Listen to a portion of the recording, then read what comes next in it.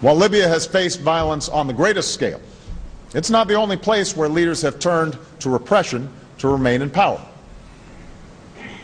Most recently, the Syrian regime has chosen the path of murder and the mass arrests of its citizens. The United States has condemned these actions, and working with the international community, we have stepped up our sanctions on the Syrian regime, including sanctions announced yesterday on President Assad and those around him. The Syrian people have shown their courage in demanding a transition to democracy.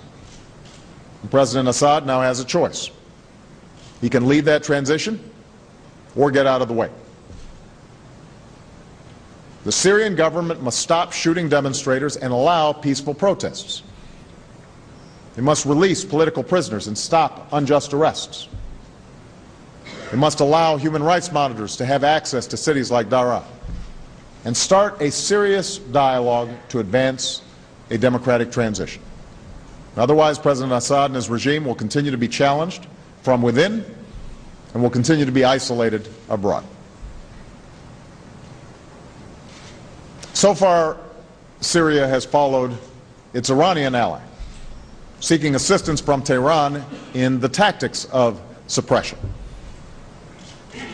And this speaks to the hypocrisy of the Iranian regime, which says it stands for the rights of protesters abroad, yet represses its own people at home.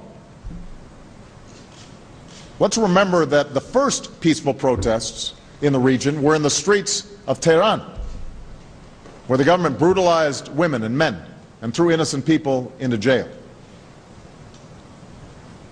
We still hear the chants echo from the rooftops of Tehran. The image of a young woman dying in the streets is still seared in our memory. And we will continue to insist that the Iranian people deserve their universal rights and a government that does not smother their aspirations. Now, our opposition to Iran's intolerance and Iran's repressive measures, as well as its illicit nuclear program and its support of terror, is well known. But if America is to be credible, we must acknowledge that at times our friends in the region have not all reacted to the demands for consistent change with change that's consistent with the principles that I've outlined today.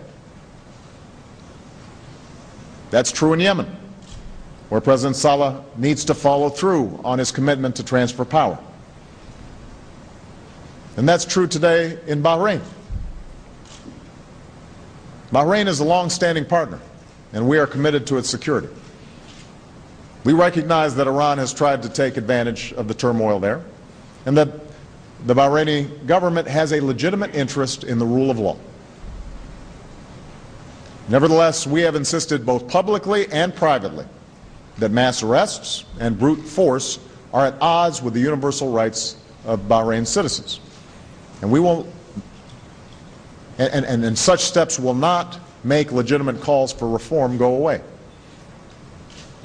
The only way forward is for the government and opposition to engage in a dialogue. And you can't have a real dialogue when parts of the peaceful opposition are in jail.